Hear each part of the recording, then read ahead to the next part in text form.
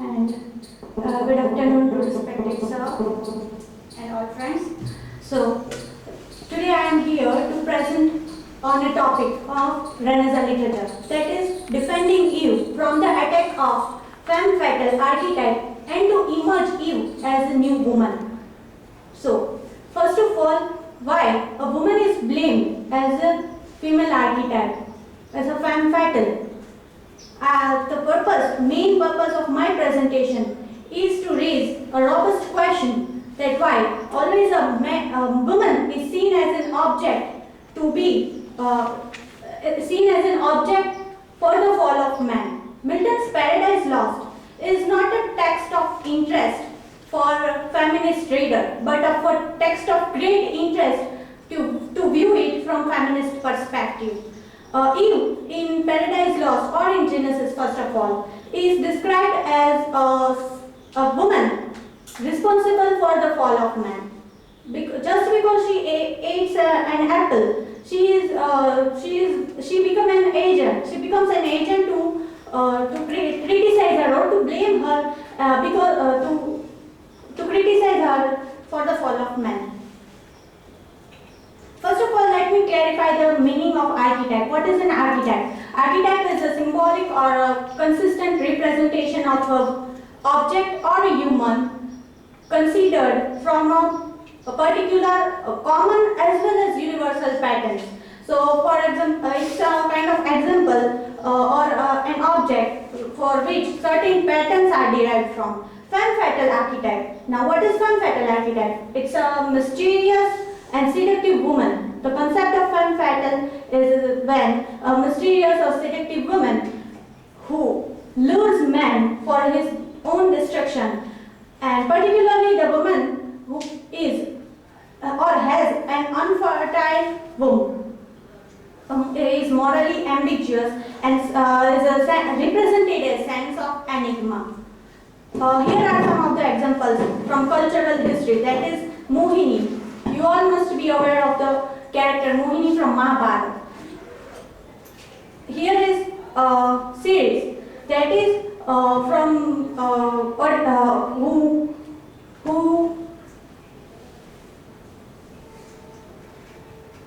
maddens a man of Odysseus and turns them into pigs. And the last is Helen of Troy, who loved with Paris and is considered to be a main agent behind the Trojan War. Portrayal of Eve in Genesis. How Genesis constructed the character of Eve. Subordinate and inferior to Adam. On one side, she is portrayed as weak character. She is not given voice. She is regarded as a peripheral character. But on the other side, if she eats the forbidden fruit and disobeys God, she is regarded as seductive and evil. The cause of Adam's disobedience, the paradigm of her evil and inherent all the women. So why is that so? On one side, we regard her as the mother of all living things, and on the other side, she is the mother of all femme fatales. What misogynist quotes on Eve? They blames her for as a devil's gateway, the first deserter of divine law, and the unsealer of the forbidden tree. Portrayal of Eve in Paradise Lost.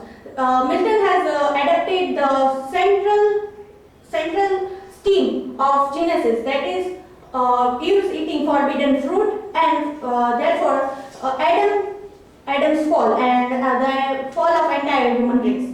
So Milton had adapted this central spine of the story and gives it a human touch, and the concept of civil war he includes here. And one more thing, that is he gives a voice, a rational voice, argumentative voice to the character of Eve. We can see some tragic flaw of Eve, that is narcissism, self-love, vanity, that is pride, and her inquisitive nature, that she wants to know each and everything of the world. Milton cannot be considered as misogynist in a proper sense, but because he gives a rational voice and arguments to Eve, he can be seen from a proto-feminist point of view. Immortal Eve, for such thou art, from sin and lament. This this statement of Milton in his work Paradise Lost, Book 9, he through Adam sees Eve as a complete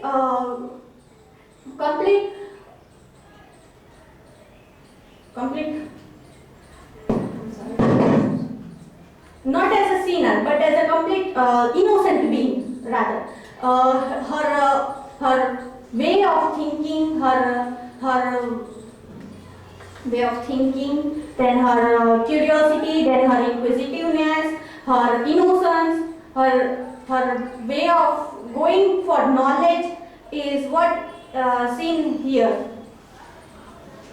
Denouncing the theory of Femme Fatale. Here we can see that the blames which are put in the, which I have described in slide first, which most people think that Eve is a archetypal femme fatale. So here I am trying to denounce the theory. She is manipulative.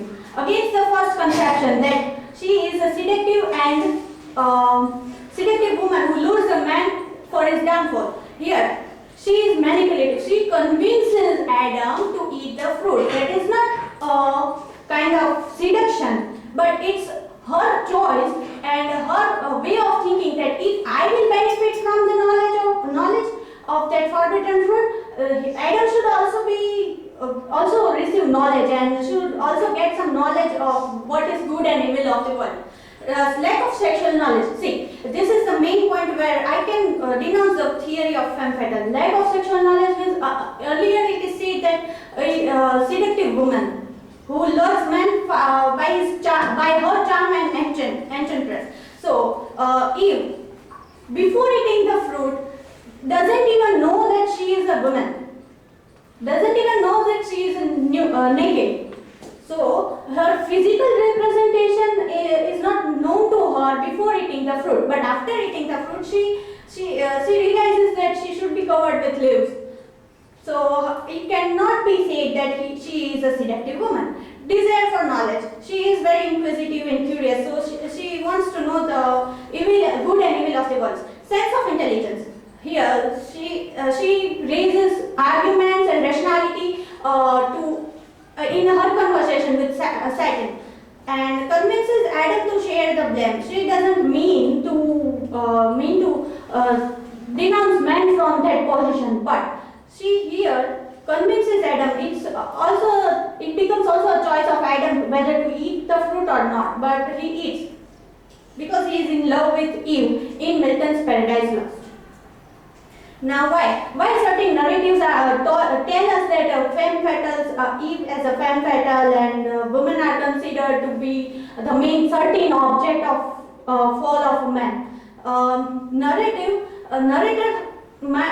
the narrators had a patriarchal mindset or a rigid and conservative mentality, or the narrator of Bible may be blamed as a misogynist, that he hasn't given the voice to female character. Narrator of Paradise Lost, Milton, can also be blamed as a proto-feminist, that he, even though he could give the main central attention to Eve, but he didn't. So, and the purpose of presentation, why I have presented this presentation, to understand the character of Eve and to read it with a modern interpretation, to read the epic from a different perspective, to raise robust question against narration. And is woman only do women only exist just that we can blame? Any questions? Now, as far as disobedience is concerned, if we women try to obey literally the commands given to us, then a negative result can be like this. So women must serve men, like we literally can serve men like this. Here are the references, and thank you.